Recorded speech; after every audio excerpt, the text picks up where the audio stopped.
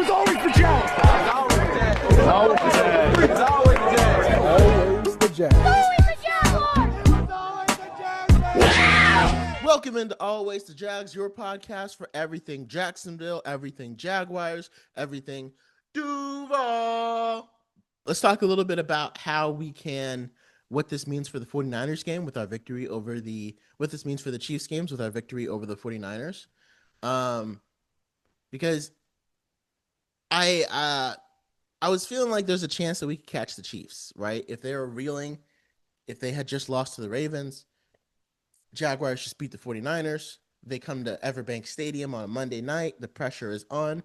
Chiefs are 1-3, and when the pressure's on like that, sometimes you can get the best out of your players and they can put on a show, but other times they can start pressing and trying to make plays that aren't there. And when you do that, you make mistakes.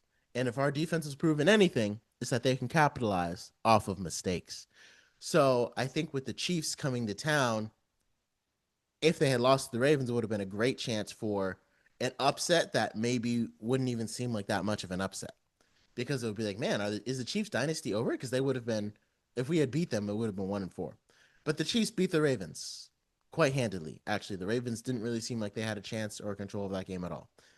It wasn't like a slugfest. Like, it wasn't the Ravens-Bills game where it was like back and forth haymakers. This was like the Chiefs controlled and kind of dominated the entire game.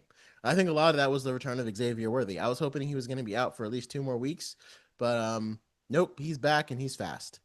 So the Jaguars have a real challenge. Our defense didn't get a whole lot of stops.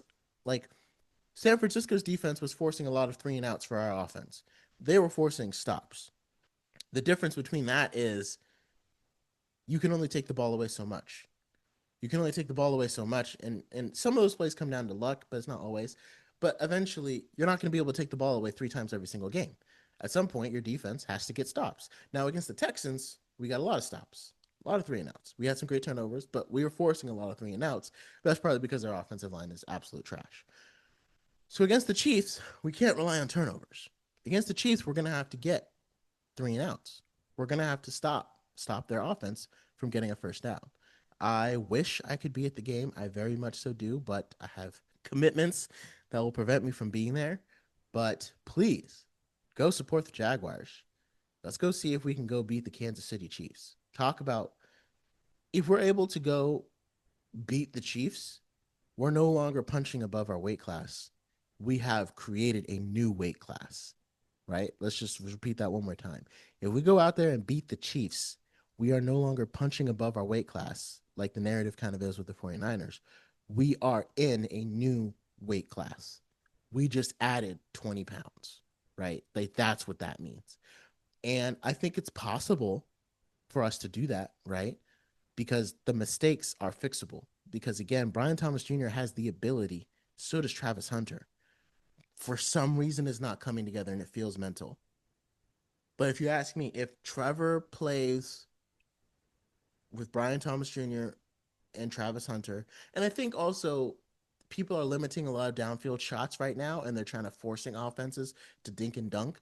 They're not playing a lot of single high safety. They're playing a lot of 2 guys, so down the field you end up being covered.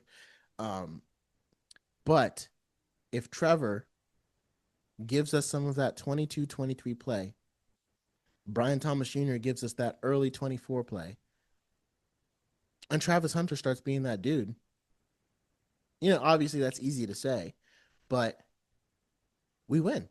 I think we would win against the Chiefs. Because the thing is, I'm not asking these players to be anything that they're not.